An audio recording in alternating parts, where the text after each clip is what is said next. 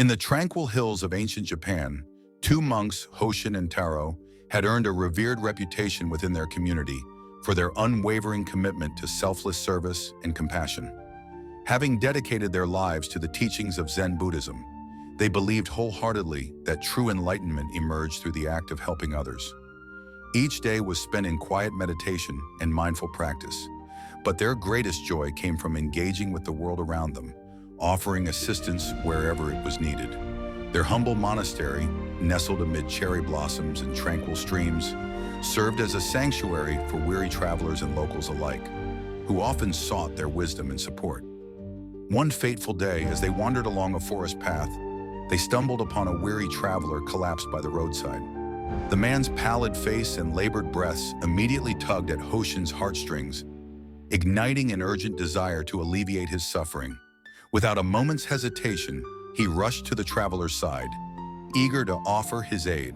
Hoshin quickly assessed the situation, providing food and water and offering words of comfort to ease the man's distress. He tended to the traveler's needs with unwavering dedication, spending hours nursing him back to health. Yet as he became increasingly absorbed in this task, he began to neglect his own well-being. Skipping meals and sacrificing precious hours of rest became the norm, as his sense of duty overshadowed his awareness of self-care. Meanwhile, Taro observed the unfolding scene with a calm and steady demeanor, recognizing Hoshin's noble intentions, but also understanding the deeper lesson that lay beneath the surface. With years of contemplative practice, Taro knew that compassion sometimes requires a delicate balance, a recognition that helping others must not come at the expense of one's own health and vitality. As the days turned into a week, Hoshin's once vibrant energy began to wane. Fatigue set in, and his body grew weaker from neglect. Despite feeling the toll of his selflessness, he pressed on, believing that his sacrifice was a testament to his compassion. He felt a sense of moral duty that drove him to continue caring for the traveler, convinced that his own discomfort was a small price to pay for another's well-being. However, the relentless pursuit of this ideal ultimately caught up with him. One morning, after a sleepless night filled with worry, Hoshin collapsed beside the very traveler he had been striving to help. As he lay there in the dirt, his body weakened and mind foggy, he felt a rush of despair mixed with clarity. In that moment of vulnerability, Hoshin experienced a profound awakening. The irony struck him deeply. In trying to save another, he had inadvertently placed himself in a position where he could no longer be of service. The realization hit him hard, that his relentless drive to assist had blinded him to the reality of his own limits. He understood now that the dark side of helping was not in the act itself, but in the danger of neglecting oneself for the sake of another. Taro, having maintained his strength and clarity throughout this ordeal, approached his ailing friend with a gentle smile. His demeanor radiated a deep understanding of the balance required in acts of service, and he knelt beside Hoshin, offering both support and wisdom. "To care for others is a beautiful path," he said softly, "but it must be rooted in a foundation of self-compassion.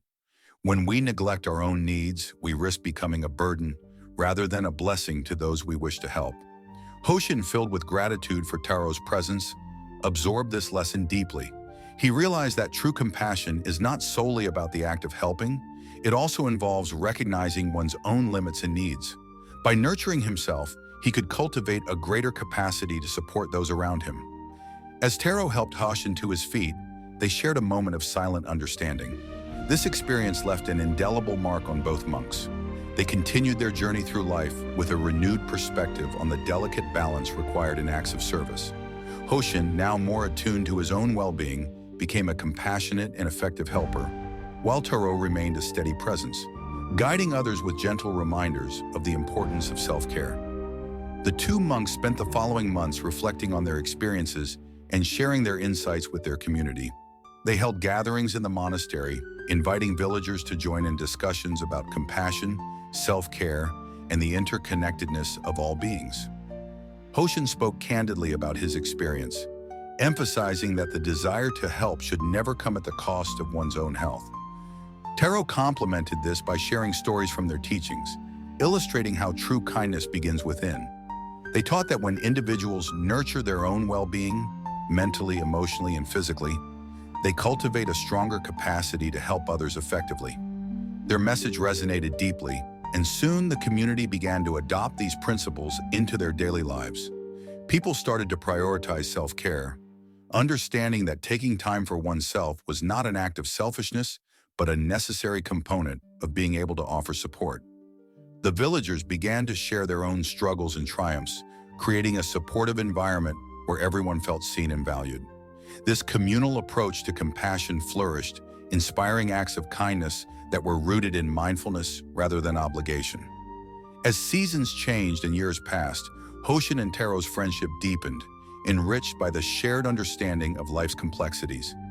They traveled beyond their monastery, spreading their teachings to neighboring villages, fostering a wider movement focused on the balance between self-care and altruism. They became known as beacons of wisdom, guiding others on the path of compassion with patience and insight. Through their journey, both monks learned that the lessons they had embraced were not just for themselves, but for everyone. The dark side of helping became a central theme in their teachings, reminding all who would listen that the act of caring for others must always be accompanied by care for oneself. Their legacy lived on as they inspired countless individuals to find strength in self-love and compassion, fostering a world where helping one another became an interconnected dance of giving and receiving, enriching the lives of all involved.